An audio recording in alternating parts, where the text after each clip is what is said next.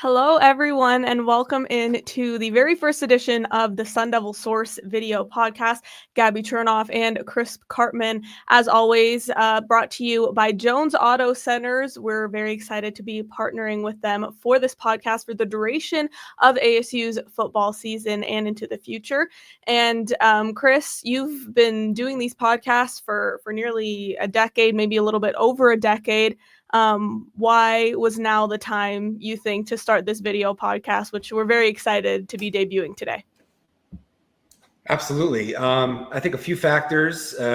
People are more excited than any time in recent history to talk about ASU football, to be involved. You have a lot of NIL business interests. You watch TV and you see a Cam Scadaboo commercial, or you listen on the radio and somebody's with an ASU partnership. You have Sam Levitt is one of the top five on the NIL team store right now.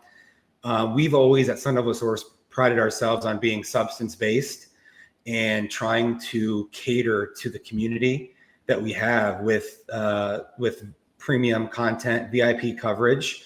And there's only so much time that you have to be able to do everything that you'd like to do.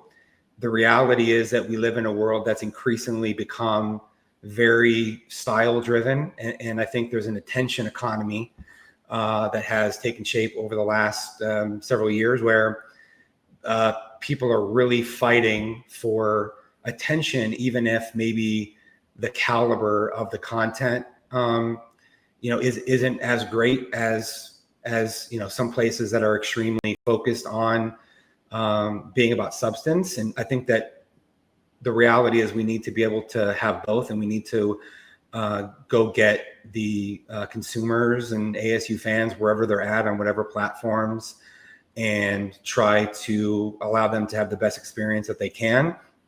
And a big part of being able to do that was the partnership with Parker Jones and Jones Auto Centers and Jones Ford, Verde Valley. I've known Parker for years. He's been on the Devil Sanctuary for a long time as one of our members. He was a student manager with ASU basketball and women's and men's involved toward the end of being a student at ASU. And his family's owned several Ford dealerships and other dealerships in and around the valley for years now. Decades, in fact, starting out in Wickenburg and Buckeye, Casa Grande, and Verde Valley, and not just Ford, but they have relationships and dealers for several other, Jeep and GMC and Buick, which is kind of making a resurgence here. And so if you're in the market for a new or used vehicle, Parker's information is right there on the screen.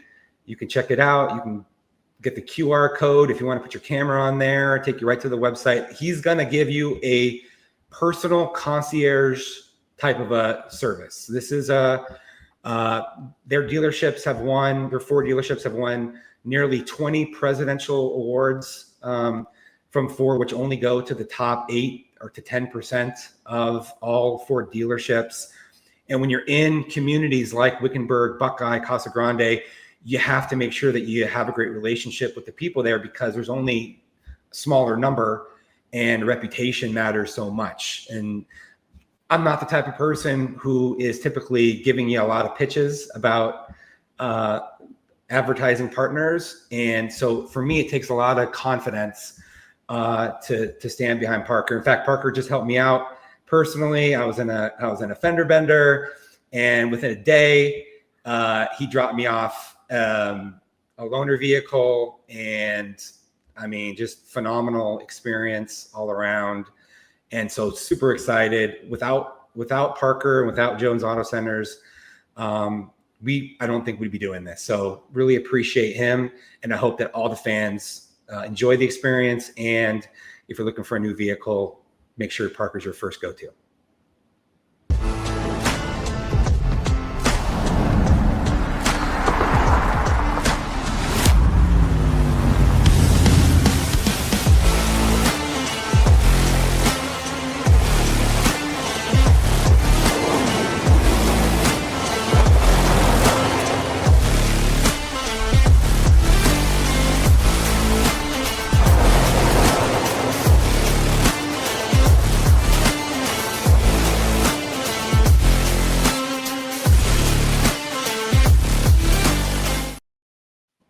one more big thank you to Parker Jones. Like you said, Chris, we wouldn't be able to do this without his partnership. So if you're in the market for a new vehicle, definitely go check that out. But transitioning now into ASU football, it's the first day of classes for all the kids being myself. So no practice today. Fall camp is over. ASU was able to make it through fall camp without any injuries. So Chris, what does that kind of mean for just the state of the team, the health, and all of those major position battles that we were watching as well? Yeah, it's a great sign for them. I asked Kenny Dillingham about this at their last media availability, and he kind of almost didn't want to talk about the subject. It's like talking to a pitcher, pardon me, when you're in the middle of a no-hitter or a perfect game. He's trying to get all the way to the season with that still being the case. But camp, that's where you have a lot of more rigorous, tackling situations. Guys are on the ground. You have more opportunities for things to happen. In fact, that's how Zach Swanson broke his foot in April near the end of spring ball, one of ASU's best defensive tackles. And it took him from then all the way until now to really be ramping up to get back in there with the 11s. He's been the main injury, I would say, that we've been watching. And it looks as though from the fact that he's been in 11-on-11 action here in the last few practices, that he's close to being able to play. We might not get like a full injury report for NAU the way that Big 12 teams will be required to do so once the Big 12 schedule is underway, which I think is a great change, having to list those players on Wednesday, Thursday, Friday as available, probable, questionable, doubtful, etc. We'll see how much that some coaches finagle that. Kenny Dillingham is super transparent, so he's always been really honest, and we've kind of known where a lot of ASU's players have tended to stand. And going into this season, this is a very healthy team. There have been some guys that have had some minor things throughout camp, and Miles Rouser and Xavier Alford were limited for part of camp, and Kendrick Breedlove, who's a very important nickel addition from Purdue. But really, for the most part, this is about as healthy as you're going to get for late August, and that portends extremely well for the team with the kind of aspirations that ASU has. And you briefly touched on Kendrick Breedlove. Obviously, that nickel position with the departure of Shamari Simmons has been the talk of the defense. Really, he was the biggest loss on defense from last year. So Kendrick Breedlove and Montana Warren kind of battling it out. I spoke with him a few days ago. He seemed to be feeling good about everything. Something that developed maybe halfway through camp, maybe even past that point. The center guard battle. They had Ben Coleman training to play center after the departure of Lee Altanu, and then they got Wade Helton from Iowa State, and he started taking those first team center reps. And then, of course, the running back room, Cam Scadaboo is no longer with the team. That's kind of the elephant in the room. So those have been the three, I would say, biggest position battles that we've been watching throughout camp. So with all three of those, what have you seen? What have you made of just that competition now that camp is over? Yeah, a lot of interesting things. I first would say that the running backs all look better, not just even from last season in the case of Kyson Brown or Rayleigh Brown, but even since in recent weeks, I feel like they've gotten better. Kyson Brown is a more patient player at the line of scrimmage, pressing that line, using blockers as shields. He's got that darting athleticism when he gets opportunities that can get on the second level and get into the open field. He's got track speed. He's in great shape physically. He's one of the best character guys on the team. Rayleigh Brown missed all last season with the grade 3 hamstring, tried to come back. He wasn't ready. Very twitchy athlete, former top 100 recruit nationally. He's added 10 to 15 pounds. He's stocky, probably 5'8", 190 something. I think he's running better in between the tackles and will probably be able to surprise some people with what he's able to do there. He had a 65-yard touchdown run from scrimmage in the stadium.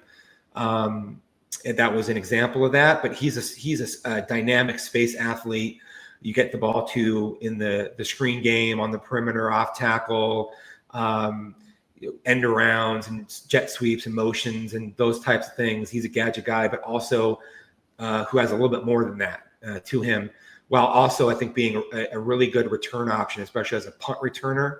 they've been very high on him. And then Kanye Udo, coming in from Army, where he was 1,000-yard rusher last season, playing in a totally different type of a scheme, flex bone, triple option. The alignments are completely different, where the defensive players are entirely different than what he is adjusting to at ASU. And I think that enabled him to become significantly more comfortable with the playbook. And he's still going to have to work on some other things, catching the ball in the backfield. He's improved on. We saw that at the Camp T scrimmage and other scrimmages where he made multiple catches. Pass protection. You don't have to do that too much at Army, right? But you got to at ASU, especially if you're going to be a third down type of a player. So what I think fans are going to see is Kyson Brown will probably be the starter. And they're going to, against NAU, they're going to play a lot of the other two players, and they're going to allow them to show what they're able to do in some of these situations. Raleek Brown is a really good pass protector, third down type of a back, and probably will still get opportunities on base downs. Kanye Udo's a guy that you can put in there, a short yardage situation, goal line, third down, run in behind 12 personnel, bigger body, ground and pound type stuff that you might want to go to more without Cam Skadoo, especially because ASU's tight ends are about as good as I've seen in probably 20 years, going back to Zach Miller, Brent Miller, Jamal Lewis, between Shimon Mateer, Kamari Anderson, the newcomer from Kentucky, who's a great athlete who also will capture the edge and block you, Cameron Harpole, and AJE as a fourth guy. A lot of times a freshman like that will be playing right away, but right now they don't need that much from him, which is a really great sign. And then to answer the other part of your question, I think what you have to be able to think about as an ASU fan is overcoming Cam Skadoo in the aggregate. It's not going to be a one-to-one running back equivalent production to what Cam Skadoo did with any of those guys, or even all of them together. What does that mean, really? It's more early down passes and a higher completion percentage with those passes. Sam Levitt was a 61.7% completion rate last year. If you look at Bo Nix, the comp for him, somebody that played under Kenny Dillingham at Auburn and Oregon, in his 5-year career, he went from a low 60s to a NCAA record type of a 78, 79% completion rate. And that's probably too much to ask for Sam Levitt in his second year as a starter, but he should be able to go from a 62 to a high 60s. You get more early down success that gets you into more second and third and short situations. You have more big play capability because you added Jaron Hamilton via transfer from Alabama, who could take the top off the defense. He works really well paired along with a Jordan Tyson. And then you have in Jalen Moss, a guy who's a screen game underneath guy, switch releases, option, very complimentary. Shimon Mateer, he can break a lot of zones and run the seam and do a lot of things. And so I think that those things, the bigger plays, the higher completion percentage, they can help you overcome the loss of a Cam Skadoo, coupled with better special teams, right? ASU added Jesus Gomez, a transfer. We saw him hit a bunch of 50-plus yarders in practice. He's got a really big leg, NFL caliber leg, very accurate, I would say, especially inside of 40. So you're going to now have a much more reliable option there rather than needing to go for a lot of these fourth down situations. The punt game, I think, has come a ways. They're going to have to continue to get better at that. But I think there's going to be on average, a higher percentage of field flipping that they weren't able to accomplish last year with Canyon Floyd as a freshman. They added Matt McKenzie, an Australian rules style guy who can give them a different style and look in their punt game. So better starting field position, better field goals, more explosives, and then defensively, got to be able to get after the quarterback more often, get into the ground, more 3-and-outs, and that pressure can create even more turnovers. And those things all together is sort of the recipe for ASU to be able to overcome the loss of Cam Skadoo. Now, kind of just more big picture, a bird's eye view of camp. It was, 3 straight weeks, maybe a little bit more of practices every day. They're out in the heat. A couple days ago, I think it was Tuesday, they did the entire practice in the bubble, which, of course, we all got to practice. Nice. We get to be in the air conditioning. They turned the air conditioning off because they wanted to simulate a more humid environment for places like Mississippi State in a couple weeks and those places in Texas like Baylor. But more, again, bird's eye view, big picture, just what are your thoughts of this team now that they have wrapped up fall camp? Well, this was a very impressive team in camp. I've been able to watch a lot of practices from Dirk Cutter, Dennis Erickson, Todd Graham, Herm Edwards, and now Kenny Dillingham. And I would say that this is one of the best defenses that I've seen in camp over that period. I've compared it favorably to 2013. I think that's probably the best defense that we've seen in a long time at ASU, with the Will Suttons and Carl Bradfords, Davon Coleman up front, and several all-conference defensive backs as well, and how aggressive that they played. I don't know that this defense is going to have that excellence from a pass rush standpoint, but I feel like Brian Ward said that this is the most assignment sound, or as assignment sound as any of the defenses that he's coordinated in 20 years. And that, I think, puts a lot of perspective on it when they have 10 returning starters, essentially the only players that were super important that they lost. Shamari Simmons, biggest loss at nickel. Jeff Clark was a solid rotational defensive tackle, and Caleb McCullough got a lot better as a senior and was super important, especially when ASU had a couple linebacker injuries, especially Keyshawn Elliott was dinged up for a lot of the year. So replacing that nickel position, especially when you run a 4-2-5 defense, you need that guy to be really strong, physical along the line of scrimmage, to be able to take on, get off, or get around blocks, to hang in there in the run game, the screen game, to play into the backfield. And we saw it really in camp, Gabby. Montana Warren and Kendrick Breedlove did that a lot. Nickel blitzes, getting to the quarterback. They made tackles for loss and sacks. I think Kendrick Breedlove maybe is slightly ahead from a coverage standpoint, which Simmons was also very good at. But Montana Warren had a really great last week of camp, has made a lot of headway. That is the big question mark that we're looking at probably going into the season. And then on offense, you got to look at the center guard situation, because Ben Coleman was expected he was going to replace Fautanu. In fact, he told me he was 100% confident that was going to happen at Big 12 Media Day. I said, really, 100%? Are you sure? I had an idea that they might look at something else, right? And the additions of the Helton twins from Iowa State, kids that ASU recruited out of Corona Centennial High School and chose the Cyclones over ASU. They decided to transfer after 1 year there. And Wade Helton, as a redshirt freshman, has done a really nice job as a center, working with the ones, with Ben Coleman mostly at left guard next to him. A really important position. Not only do the snaps have to be accurate, it messes up the timing of the play if you're not able to do that. You also got to understand protections and handle those double A gap mug pressures and call out things to your quarterback and the other linemen so that you're all on the same page and understanding what you're trying to do. And they're going to be able to get Ben Coleman to help, but the snapping has been quite good from Helton, and I haven't seen it really a bad practice. There's been some reps where ASU's run some stunts and some pressures, exotic type things that have maybe slid somebody through the A gap into the quarterback, and they're going to have to watch out for that when they get against some of these better pass rush teams. But it's been good enough that it is now very legitimate to consider that Wade Helton could be ASU's starting center as a redshirt freshman. And then elsewhere, they have returning starters at the rest of their offensive line. Maxi Hontor, Josh Atkins are going to be better. Kyle Scott is better. Shimon Mateo, an all-conference tight end, is better. We know Jordan Tyson's a preseason All-American, the first, I think, in ASU history, preseason AP All-American. It's only been 7 or 8 years since they've had the preseason distinction. Kenny Dillingham sort of dismissed that as not that important. It's like a popularity contest or something like that. He attributed to. I think, Gabby, ultimately this season is going to come down to Jordan Tyson and Sam Levitt. Their relationship, the chemistry, the big play capability, Marcus Arroyo's ability to move Tyson around the formation so successfully last season. And then Jaron Hamilton, Jalen Moss, Malik McLean, they're going to just have to do their job. Be at the right place at the right time, make their catches, be good blockers. ASU had really good blockers at the wide receiver position last year.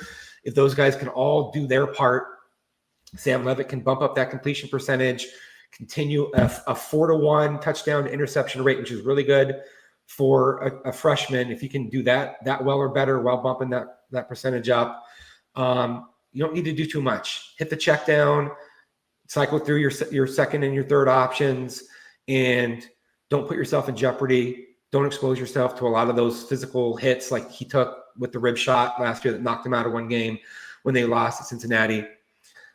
And we're going to be talking about ASU in November being in the hunt for another Big 12 championship if all of that comes together and they stay injury-free.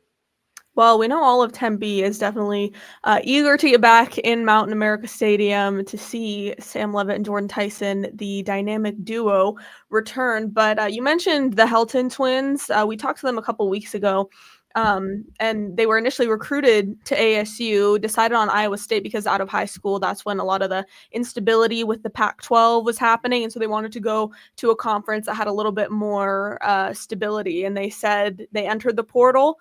And as soon as they got the call from ASU, it was pretty much over. So if that's not a testament to the culture that Kenny Dillingham and everybody, all the staff at ASU has built, then I don't know what is. But camp recap for you today. The season opener against NAU back at Mountain America Stadium is just over a week away from when we're filming this. So next week we will have that full-on in-depth season preview again in the video format. And then this is always fun, the staff predictions. Last year we were all dead wrong. I think you predicted they had 5 wins, and I think that was the highest it went as far as win total 6. 6 wins. And Noah Furtado had them at 3. Three or four wins. It was bad. And listen, Gabby, like if you had truth serum in Kenny Dillingham a year ago at this time, he wouldn't have said he expected ASU to win 8 or 9 or more games. Bottom line is that team improved dramatically during the season while also winning more one touchdown differential games than any time in program history. And you can't expect that to happen after you were 3-9 the prior year, right? With first-year coordinator, Marcus Arroyo, and a first-year starting quarterback in Sam Levitt, and the leadership being what it was. So that was a special season. If they played that season 1,000 times, I don't think ASU wins more than 8 or 9 games a lot of the times, but that's what can happen when things are special. That's kind of why, Gabby, as we're getting into the segment, that's why a lot of the media has downgraded ASU. I think I looked at CBS 24/7 as part of CBS Sports. They had 8 or 9 people that all previewed the conference. None of them picked ASU to win the conference. I was a little surprised nobody. Dillingham likes to mention that there's been no outright repeat, only one outright repeat back-to-back winner in Big 12 history. I haven't independently verified that, but he did say that. And it's going to be really difficult, but ASU has a team that is capable of achieving that at the high end of its potential, right? They were first in the Big 12 in turnover margin last year with their quarterback back and with 10 defensive starters back. They were number 1 in run defense in the Big 12 last year. That's going to be back. And like I said, they're going to have to overcome the departures of Scadaboo and Simmons. And we talked about how and why those things are important and what they can do to try to be able to accomplish that. Now, I'm curious, Chris, did you have a moment last season when it kind of like hit you like, oh, this team is kind of for real? Because I know for me, it was that Utah game. I know Utah didn't end up being stellar or anything by the end of the season, but at the time they were ranked. There was a field storm after. The whole fan base was super excited. And I was coming from the Michigan hockey series. It was a doubleheader that day, and I was gassed by the end of the game. But I remember like sitting on the field, and I was like, are they about to like beat a ranked team? And which is a big deal if, you're not expecting them to win more than 4 or 5 games in the season. So was there a moment like that for you when it kind of just like hit you like this team's legit? I think it was a gradual creeping. Like when I saw ASU play at Texas State and then lose at Texas Tech in Lubbock, where we were last year, right? I was thinking my prediction was going to be probably close. Maybe the team's a little bit better than I had expected. But then I thought Kansas was a very talented team. When ASU beat Kansas, I think that was a momentum, a spark. And then even though Utah was very depleted and didn't have what you would have expected. That was the win, I agree, that sort of cemented this as, oh, look, ASU has a real legitimate chance to go and win the Big 12. Of course, Sam Leavitt got hurt. Then they go to Cincinnati. Cam Scadaboo fumbles deep in ASU territory. Jeff Sims, he's a big drop off from Sam Leavitt. He's okay, but it's not the same. And then ASU had a bunch of special teams blunders. So then in that game, I'm thinking, no, maybe not. But then when ASU sort of thumped Oklahoma State in that rain delay game, the weather delay with the lightning and everything, that was a corner turner, I think, for me. And even with that being said, UCF was a close game, and again, ASU won a bunch of close games that I don't think on average it probably would have been able to do most of the time. But that's kind of what made it a special season. And this team is better than last season in camp. Now, will that translate in the schedule? Will they be able to avoid injuries and win all the close games and not have the turnovers in key situations? Those are really the main things I'm looking at, because the talent is really good. And yeah, some other teams really upgraded. Utah's got Dampier and a new coordinator, and Texas Tech really upgraded its O-line, D-line via the transfer portal with some big money coming in from a booster, and did lose their heir apparent running back to Taj Brooks due to a serious knee injury. But there's a lot of teams on ASU's schedule that are going to be pretty good and difficult, and this by no means is a given. But gosh, watching ASU over the last few weeks, it's certainly one of the better looking teams that I've seen in the last 20 years. Well, plenty of high expectations for this ASU team across the country and, of course, all throughout the Valley. Like I said, we will be doing our full season preview next week, a little bit closer to that NAU game. And then you can expect these video podcasts in this format every Monday, kind of recapping the game that just happened the previous Saturday or Friday in a couple of cases. If you like this video podcast format and you found it of use and you got some good information from it, be sure to check out sundevilsource.com. We have plethora more of information there as well. Sun Devil Source is currently 50% off your first membership, or $1 for your first month. And then for everybody who is paying their subscription in full right now, you do get a free Paramount Plus, which is especially beneficial this month because there's going to be a bunch of UFC there. So we are also first in the Big 12 on 24/7 collegiate sites in this promo, and we have as big and as active as a community as any other Big 12 site. And I kind of tease, we'll be doing this video podcast virtually, but you'll be seeing a lot more of us in kind of a different format. Yeah, this is going to be exciting. Really great season for us to be launching this. We're going to have other advertising partners, but Parker Jones and Jones Auto Center spearheaded it, and they really enabled us to be able to get this going. And we're super excited. It's going to be a little different than what our podcasts have always been. If you've been paying attention for some years, as a lot of people have, and for new people, we're super excited for you to jump on and ride the wave with us. Well, we will see everybody next week. One more big thank you to Parker Jones and Jones Auto Centers. Thank you to all of our viewers and our subscribers for watching this very first edition of the Sun Devil Source video podcast. Until next week, Gabby Chernoff and Chris Cartman for Sun Devil Source.